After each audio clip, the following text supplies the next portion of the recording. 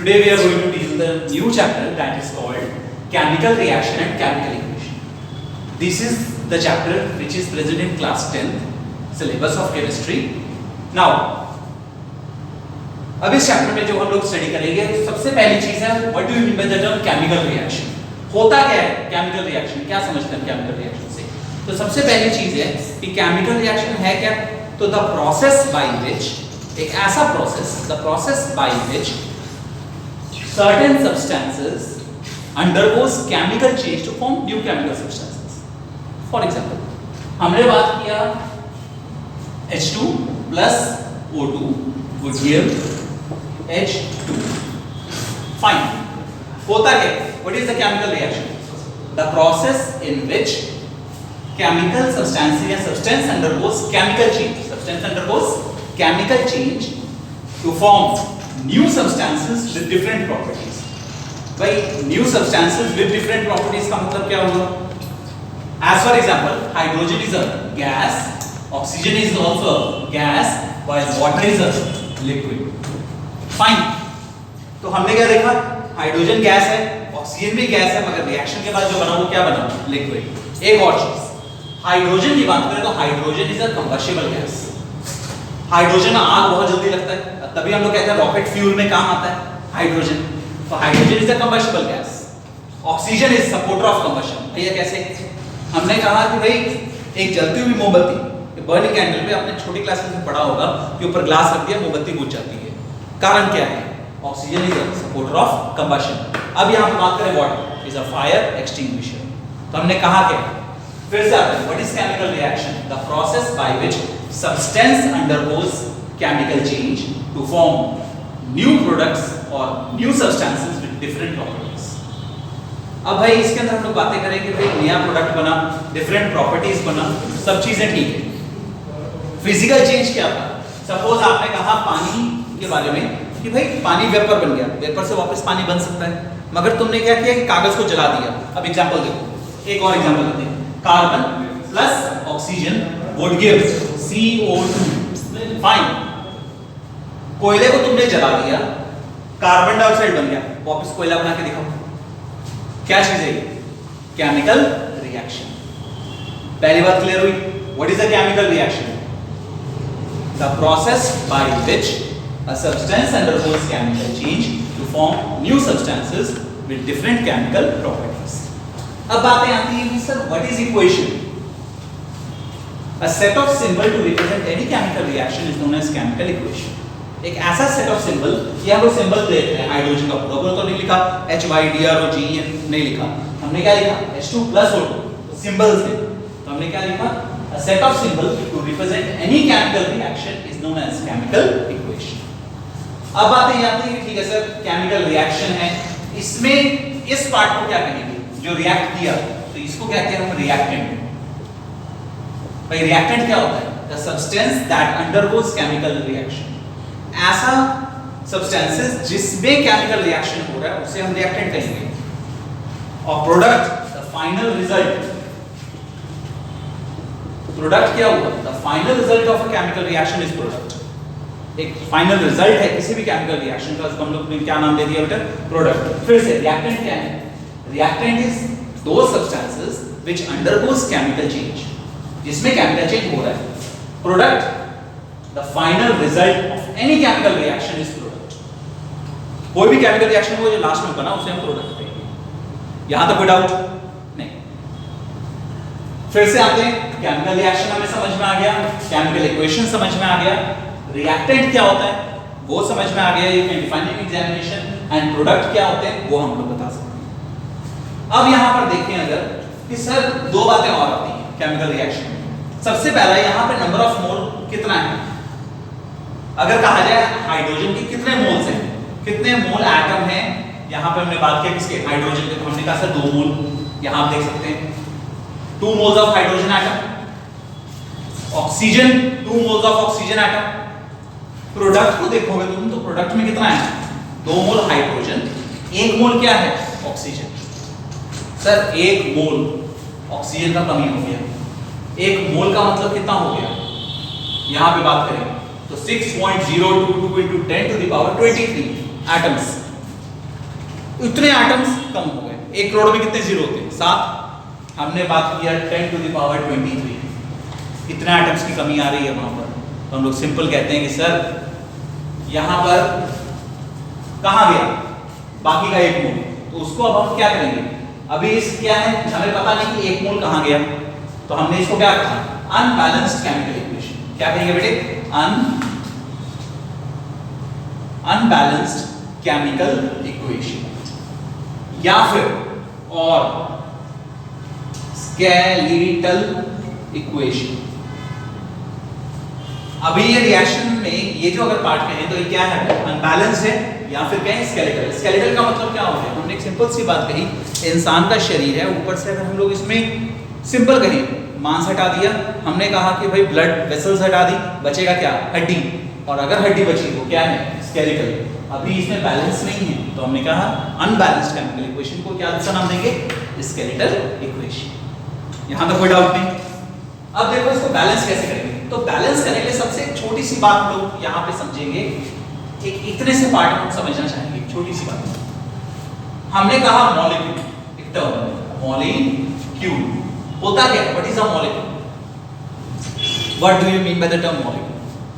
A molecule is a combination of atoms in a fixed ratio. अब यहाँ पे बड़ा सिंपल खूबसूरत बात हम लोग सामने रखते हैं, a fixed ratio। अगर फिक्स्ड रेशियो नहीं होगा तो मॉलिक्यूल नहीं होगा। सर द रीजन इज, आपने बात किया यहाँ पे देखोगे C6H12O6, क्या क्या नजर आ रहा है इसमें, कार्बन, हाइड्रोजन, ऑक्सीजन। कितने कार्बन है बेटे, 6, हाइड्रोजन 12, ऑक्सीजन 6, यही नजर आ रहा है। अब तुम इसी को देखो C2H5OH, कितने कार्बन नजर आ रहे हैं तुमको, करेक्ट, 2, हाइड्रोजन 5 और 1, 6, ऑक्सीजन बेटा सिर्फ 1। हमने कहा कि सर हमने सिर्फ रेशियो चेंज किया, एटम वही रखा, कार्बन, हाइड्रोजन, ऑक्सीजन, मगर सिर्फ एटम चेंज करने से ग्लूकोज जो कि रेस्पिरेशन प्रोसेस शो करता है, जहां पे हम लोग कहते हैं it undergoes respiration to form energy, हमें एनर्जी मिलती है इससे, ग्लूकोन डी। हमने बात किया C2H5OH, शराब, जानलेवा हो गया, ग्लूकोज से क्या बन गया, शराब। एक और देखो बड़ा खूबसूरत लगेगा यहाँ पर, तुम्हें दिखाता हूं, देखोगे यहाँ पर बहुत ही अच्छा चीज है, और तब इसको समझना ज्यादा आसान होगा। तुमने कह दिया HCOOH, कितना हाइड्रोजन, गिनोगे, 2 हाइड्रोजन, कार्बन 1, ऑक्सीजन अगेन 2। तुमने कह दिया सर ग्लूकोज से शराब, शराब से तेजाब। अब यहां पर बातें आती हैं, COH कहां दिखता है, हमें सर दिखता है जब चींटी आपको काटती है, ये CBSE का क्वेश्चन भी है, चींटी आपको जब काटती है तो वो क्या बनता है, फॉर्मिक एसिड। और जब बेटा फॉर्मिक एसिड की बात करते हैं, स्वेलिंग हो जाता है, नुकसानदायक है, इरिटेशन होता है। हमने कहा सर मधुमक्खी काटने भी हमारे अंदर जाता है, HCOOH, तो ग्लूकोज से शराब, शराब से तेजाब, हमने नाम दे दिया सर ठीक है मॉलिक्यूल। अब तुमने क्या किया कि रेशियो चेंज तुमको पता चल गया, कर देंगे तो हमारा मॉलिक्यूल चेंज हो जाएगा। अब देखो तो यहाँ पे फिर से H2 plus O2 would give H2O, fine. इसको बैलेंस करते हैं। तुम अगर नीचे में अगर कोई भी चीज चेंज करते हो, किसी भी आइटम के पैर में कोई चीज चेंज कर दोगे, तो वहां पर क्या होगा कि मान लो इसको बैलेंस करने के लिए 2 यहां लगा दिया, तो अब ये जहर हो गया हाइड्रोजन परऑक्साइड। तुम नीचे कुछ चेंज नहीं कर सकते। अब ऑप्शन क्या है सर, इसको तो डबल करना होगा क्योंकि यहाँ पर 2 है। क्या करोगे, सबसे आगे में चेंज करोगे, आगे में चेंज करके तुमने क्या किया, यहाँ पे 2 लगा दिया, तो अब कितना हो गया, देखो तो 2 मोल ऑक्सीजन हो गया, पर हाइड्रोजन कितना हो गया, 4। यहाँ पर हाइड्रोजन कितना बचे, 2, तुमने क्या कर दिया, आगे में 2 लगा दिया। अब देखो तो 4 मोल हाइड्रोजन, 2 मोल ऑक्सीजन, 4 मोल हाइड्रोजन और 2 मोल ऑक्सीजन आइटम्स। तो आपने सिंपल सी बात कही कि सर हमारे सामने क्या आ गया, ये बड़ी खूबसूरत चीज आई, this is called balanced chemical equation. This is a balanced chemical equation. यहां तक कोई डाउट नहीं। इसी तरह से हम एक और चीज देखते हैं, बड़ा ही खूबसूरत एग्जांपल है, आप लोग घर पे प्रैक्टिस करेंगे। सबसे पहला एग्जांपल अगर आप लोग देखोगे, ये देखो बेटे, एग्जाम में लगातार क्वेश्चन आता है, इस चीज को बड़ा ध्यान से देखो। FeSO4 तुमने हीट कर दिया, ये बना क्या, Fe2O3 plus SO2 plus SO3, ये दोनों तो गैस में निकल गया। अब यहां पर बातें आती हैं कि सर Fe2O3 बन गया, SO2 बन गया, SO3 बन गया, इसको बैलेंस करो। तो यहां देखो आयरन कितना नजर आ रहा है, 2 मिनट खुद करके देख लो आयरन, इस वीडियो के लास्ट तो मैं खुद भी करके देखोगे। यहां पर आयरन कितना है, 2, तो तुमने 2 लगा दिया। अब लगाते के साथ तुम खूबसूरती देखो इसका, सल्फर कितना हो गया, डबल। यहां सल्फर देखो 1 2 सल्फर। ऑक्सीजन गिनो 4 दूनी 8, 4 × 2 8। यहां देखो ऑक्सीजन 3 2 5 और 3 8। हमने क्या कह दिया, बैलेंस्ड केमिकल इक्वेशन। एक और देखो, अगर तुमने एक बात कर दिया सर ठीक है, zinc plus H2SO4, now zinc plus sulphuric acid, ठीक है। तुमने क्या किया, इसको एक्वस मीडियम में लिया। अब भैया व्हाट इज एक्वस, एक्वस होता क्या मतलब होता है एक्वस का, सॉल्यूशन मेड इन वाटर। कोई भी सॉल्यूशन जब किसमें डाला जाए, पानी के अंदर, तो उसे हम लोग क्या कहेंगे, एक्वस। मगर यहां पर एक्वस लिखेंगे, बिल्कुल नहीं। यहां हम लोग अगर सॉल्यूशन बना रहे हैं तो वहां पर अब इसका हम लोग क्या लिख देंगे, ये क्या हो जाएगा, डाइल्यूट फॉर्म हो जाएगा। वाटर ज्यादा है और एसिड क्या है, कम। और यहीं पर अगर तुमने कह दिया सर हम इसको कॉन्सेंट्रेटेड ले लें, तो क्या हो जाएगा, एसिड ज्यादा पानी कम। तो खैर जो भी केस, अब यहां हमने क्या किया, रिएक्शन किया, तो क्या बनेगा, ZnSO4 प्लस H2। तुमने कह दिया sir zinc plus sulphuric acid will give zinc sulphate and hydrogen gas. एक बड़ा खूबसूरत रिएक्शन हमारे सामने आता है। फाइन, बैलेंस करो, देखो तो बैलेंस करके जिंक कितना नजर आ रहा है रिएक्टेंट, 1, यहां जिंक 1, हाइड्रोजन 2, प्रोडक्ट में भी कितना है 2, SO4 पूरा देखो कितना है 1, यहां सल्फेट 1, बैलेंस। जबरदस्ती हम बैलेंस नहीं करेंगे एग्जाम में, इस बात का ध्यान रखना। हाँ, अगर यहां पे ले लिया गलती से सोडियम Na, तो यहां बन जाएगा तुम्हारा तुरंत Na2SO4। अब बैलेंस करके देखो, सोडियम कितना है 1, यहां सोडियम कितना है 2, कहां 2 लगाओगे, नीचे के ऊपर, आगे में लगा दो, 2 लगा दिया। अब सल्फ्यूरिक एसिड कितना हो गया, 2 हाइड्रोजन इधर और 2 हाइड्रोजन इधर। तुमने कहा कि सल्फेट 1 सल्फेट 1, अब ये क्या हो गया, बैलेंस्ड केमिकल इक्वेशन। तो अब बातें ये करते हैं, इसको थोड़ा मिटाते हैं।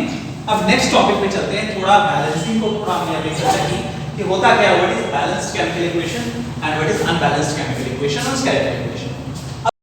Thanks for watching. Don't forget to like the video. And don't forget to subscribe.